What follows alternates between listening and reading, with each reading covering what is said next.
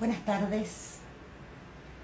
Hoy vamos a continuar con el tema de cómo puedo encontrar el origen de mis síntomas. Así que se va a poner bastante interesante porque creo que les va a dar muchas pistas acerca de esos síntomas que se les repiten en su vida. Muy bien. A veces sucede que tenemos un síntoma, digamos, que ocurre una vez y no vuelve a ocurrir. Dijimos que todo síntoma tiene un origen emocional.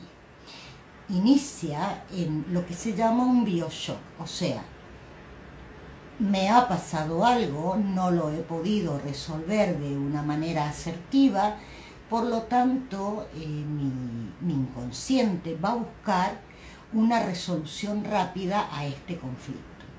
Pero a muchas personas les sucede que repetitivamente, cada una X cantidad de tiempo, se le repite un mismo tipo de síntoma. Puede ser el mismo síntoma o uno parecido.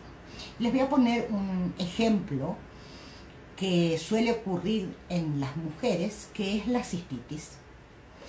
Hay mujeres que tienen cistitis, toman sus antibióticos, toman sus medicamentos y al tiempo vuelven a repetir el mismo síntoma. Y a veces sucede que ya se hace crónico y cíclico. ¿Por qué ocurre esto? Lo primero que hacemos en biodescodificación, por supuesto, es ver cuál fue el motivo que hizo que ese síntoma iniciara.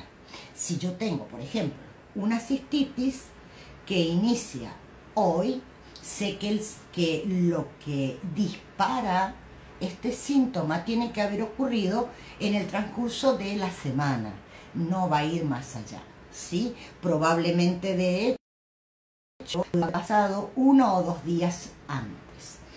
¿Y cuál sería el origen emocional de este síntoma en particular? Y no es que estamos tratando este síntoma, sino que les estoy dando simplemente un ejemplo. Para que yo tenga cistitis, me he sentido, digamos, aprisionada o me he sentido forzada a tener una situación que no me es cómoda. Es como si internamente yo dijera, quiero conservar mi lugar y quiero que mi lugar se respete. Fíjense qué sabio que es el inconsciente y cómo trabaja, porque los animales usan la orina para marcar su territorio, ¿verdad? Eso lo vemos mucho en los perros. Ellos marcan su territorio con la orina. Esto es mío. Cuando uno tiene cistitis, ¿qué pasa? Más allá de la incomodidad o del dolor, la sensación es quiero orinar a cada momento. Entonces, internamente, desde algún espacio, yo quiero marcar mi territorio, porque alguien está invadiéndolo. A veces sucede que esa invasión la siento literalmente en la cama, o en la casa puede ser también, porque puede ser tanto un hecho real como uno simbólico. Ahora, digamos que puedo encontrar la causa, sano, es decir, rápidamente, pero vuelve a ocurrir y vuelve a ocurrir y cada vez estoy tomando más antibióticos y cada vez estoy medicándome y siempre pasa lo mismo. ¿A dónde voy a ir entonces a buscar la causa? Para que yo tenga cistitis, ¿sí?, la haya tenido una sola vez o la tenga 20 veces, tiene que haber en mi clan una historia de opresión, de peligro o de invasión que han sufrido las mujeres. ¿Qué tiene que ver esto conmigo si yo tal vez no estoy viviendo, no es tan literal lo que estoy viviendo? Tal vez tuve simplemente una discusión con mi pareja, o tal vez simplemente no me sentí escuchada y sin embargo tengo un síntoma bastante incómodo y grande por una cosa pequeña que sucedió. Yo puedo sanar esa cosa pequeña, o sea, puedo decir desde la biodecodificación, bueno, ya sé cuál es la causa, ya sé cuál es la discusión que tuve, ahora voy a hablar, voy a ser asertiva, voy a tener más diálogo, o voy a poner límites, que sería como la solución ideal, poner un límite, pero queda latente esto de que cada vez que me siento invadida, voy a volver a hacer ese síntoma, porque lo que tengo que sanar en realidad es la memoria de mi clan. Y esto que suena, digamos, casi espiritual o esotérico, ¿cómo hago para curar las memorias de mi clan? ¿Y qué tiene que ver mi clan en todo esto? Porque tal vez mi abuela, tal vez mi bisabuela, tal vez mi madre, tiene mucho que ver. Porque el clan transmite no solo oralmente, sino que transmite físicamente todas las memorias de dolor. ¿Pero por qué las de dolor y no las de alegría? Porque las memorias de dolor son las que dicen en el inconsciente, hay un peligro. Entonces, todo para que yo no sufra ese peligro, para que las generaciones venideras no lo sufran, están muy alertas a esos peligros, y más aún si esos peligros han sido silenciados. Por eso se dice que todo lo que se calla, todo lo que se silencia en un clan va a volver a aparecer, pero con el formato de un síntoma. Entonces, esas memorias que están grabadas porque hay un hecho real, que es que la que yo soy hoy, fui alguna vez un óvulo, y ese óvulo vivió en el vientre de mi madre cuando mi madre era un embrión en el vientre de mi abuela. Por lo tanto, lo que vivió mi abuela, lo que vivió mi abuela como mujer, como esposa, como madre, está grabado en mis células. Y por esta cosa maravillosa, ¿no? Porque es un tema de cuidado de la naturaleza, cuando hay una situación que se parece a estas cosas que se sufrieron en el clan, rápidamente mi inconsciente va a poner una alerta. Entonces, si yo no encuentro en primera instancia y como instancia fundamental frente a un síntoma, ¿qué tiene que ver la historia de todos los que fueron antes que yo sobre lo que me pasa? No voy a poder sanar ese síntoma. Lo voy a poder tal vez tapar, o voy a poder quizá hacer después otros síntomas parecidos o consecutivos, pero eso no va a sanar. Cuando yo puedo sanar desde ese espacio, que es un espacio de comprensión frente a lo que pasó, es un darme cuenta de que yo no estoy viviendo el mismo peligro de la misma manera que lo vivieron mis ancestros. Entonces, cuando yo puedo hacer eso, realmente se produce una sanación. Y aquí la gran importancia que tiene conocer la historia de los que me antecedieron.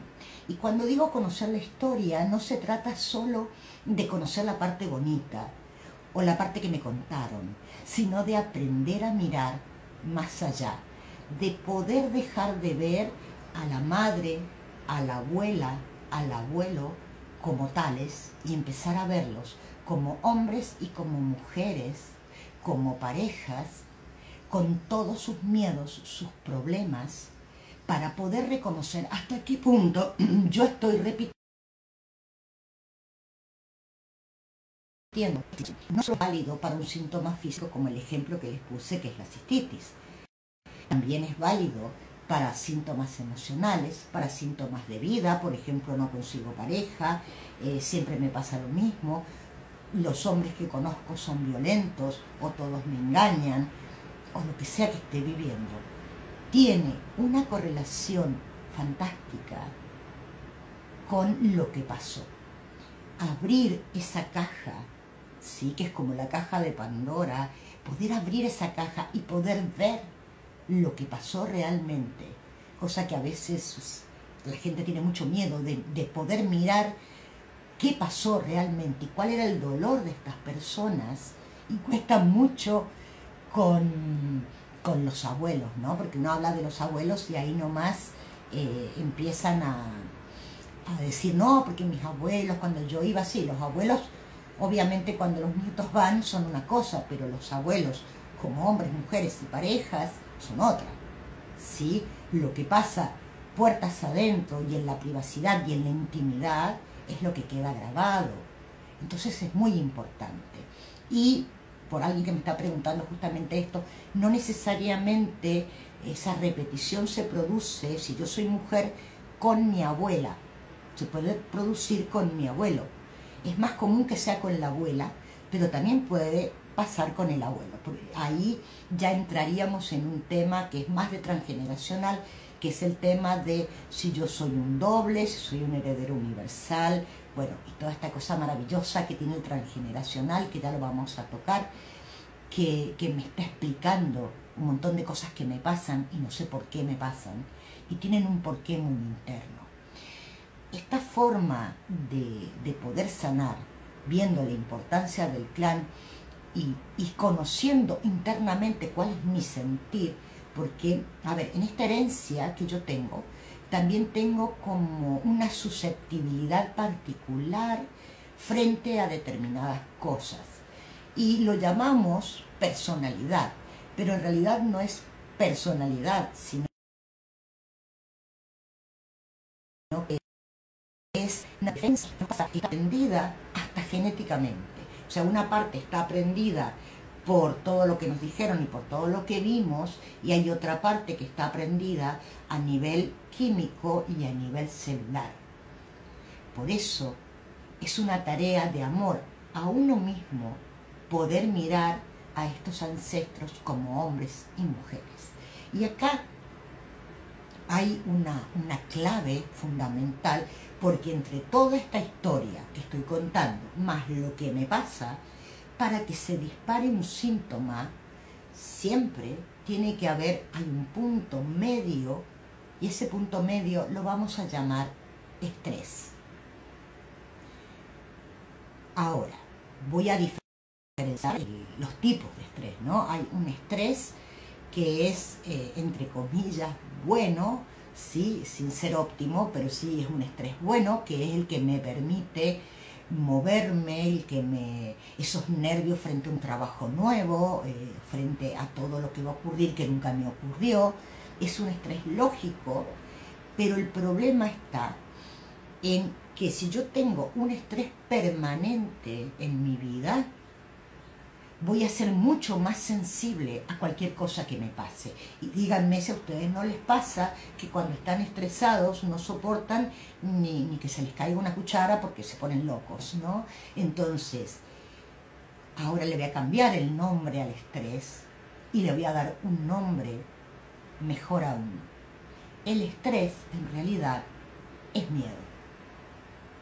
Entonces, ese estrés que a veces se muestra como ira, se muestra como nerviosismo, se muestra como un ataque de pánico, se muestra como un ataque de ansiedad, o como insomnio, o como depresión, ¿sí? Todo va a depender también de esta historia de mi clan. En realidad es miedo. Y esto lo estoy diciendo hoy muy a propósito por todo esto que nos está pasando a nivel mundial, porque esto que está pasando a nivel mundial sin dudas va a dejar una huella en las generaciones venideras, una huella genética. Si te das cuenta de qué grande puede llegar a ser esa huella y cuánto podemos hacer nosotros para minimizarla. El miedo me lleva al estrés, y el estrés va a terminar derivando en un síntoma. Entonces, si bien hay toda una base ancestral para la cual el estrés juega un rol muy particular, y más aún cuando el estrés es económico, ¿no? Cuando el estrés es económico, como también las voces internas del clan viven ese miedo como miedo al hambre. Y el miedo al hambre, que hablamos un poquito el otro día, es miedo a la muerte, ¿sí? Entonces, esta cosa de dejar que la cabeza busque los peores escenarios, esta costumbre de mirar los noticieros a la mañana, a la tarde y a la noche, todo esto que nos produce tanto estrés, ¿hasta qué punto podría llegar a colaborar con mi salud emocional y con mi salud mental? De ninguna manera va a colaborar, de ninguna manera. Y esto se los dejo también para que lo piensen y piensen cuál es su actitud frente a todo lo que estamos viviendo. Y en esto también me incluyo, porque yo también obviamente tengo estrés y obviamente me pasan cosas, pero poder elegir los mejores momentos, poder decir, en vez de ver el noticiero voy a mirar una comedia, en vez de hablar de malas noticias, voy a hablar de todo lo bueno que me pasó en el día, o voy a buscar un espacio para reírme, o voy a buscar un espacio para jugar, o voy a hablar con alguien que quiero, es fundamental para no tener un síntoma. Bien, entonces, el estrés va a ser el disparador exacto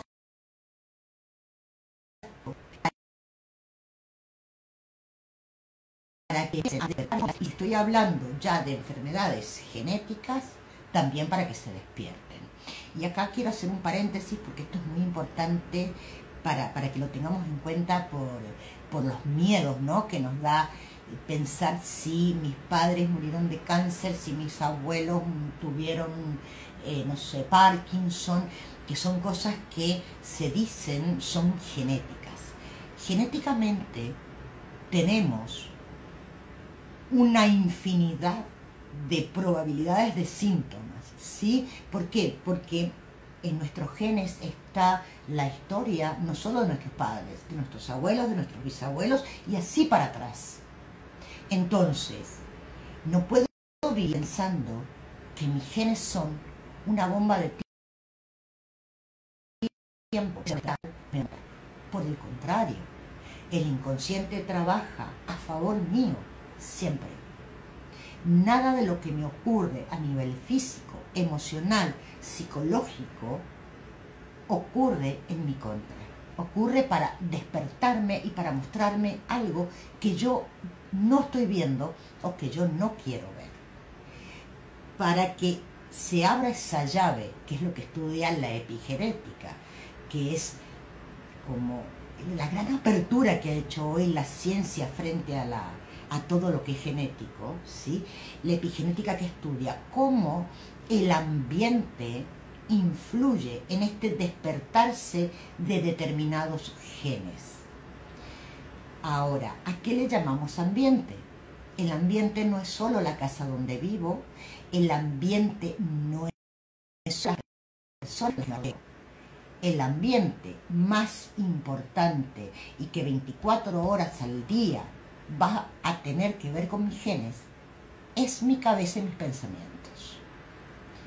Porque yo puedo vivir en una hermosa casa, puedo vivir en un hermoso lugar, pero si mis pensamientos negativos, repetitivos, están todo el día andando en mi cabeza, mi ambiente es nocivo, es tóxico. Yo soy mi ambiente. El ambiente se forma a través de la percepción, o sea, de la forma en que yo percibo lo que me pasa. Ese es el ambiente interno que yo voy a tener.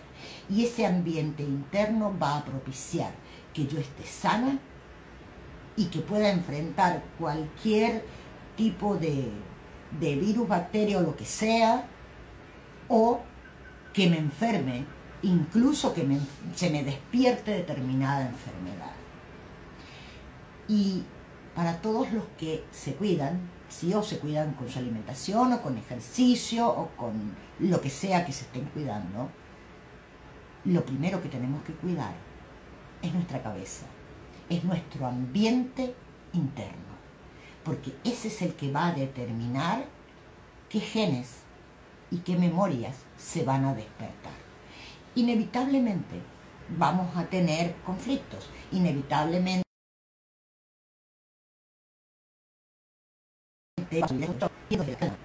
si yo me puedo tomar un momento para reflexionar en esto, y aún si yo tengo un síntoma y no entro en pánico, sino que digo, bueno, a ver, el síntoma viene para que yo pare, para que me detenga.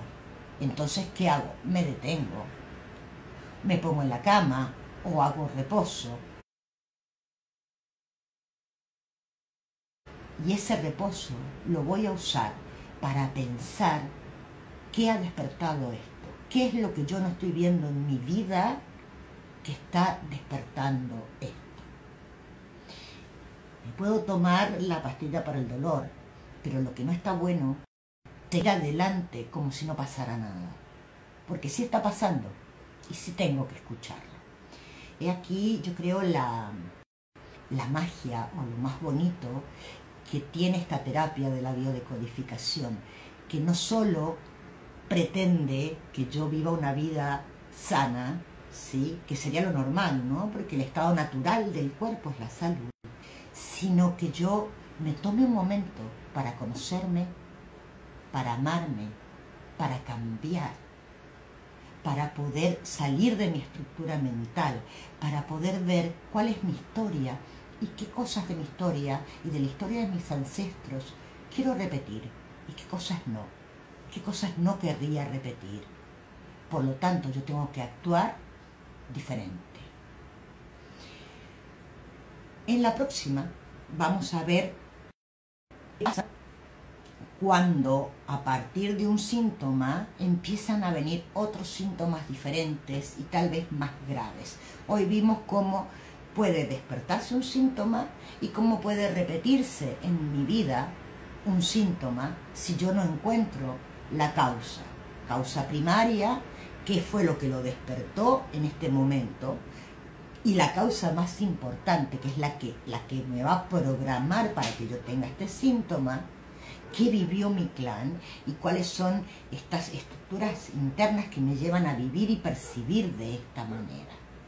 Pero también pasa que yo empiezo con un síntoma tal vez pequeño, un dolor de cabeza, y después de ese síntoma tengo acidez, y después viene hipertensión, y después otra cosa, y otra cosa, y otra cosa. Bien, eso es lo que vamos a tratar la semana que viene. Vamos a ver si toda esta cadena de síntomas tiene que ver con una sola cosa o son cosas diferentes que me están pasando en la vida y yo las estoy somatizando.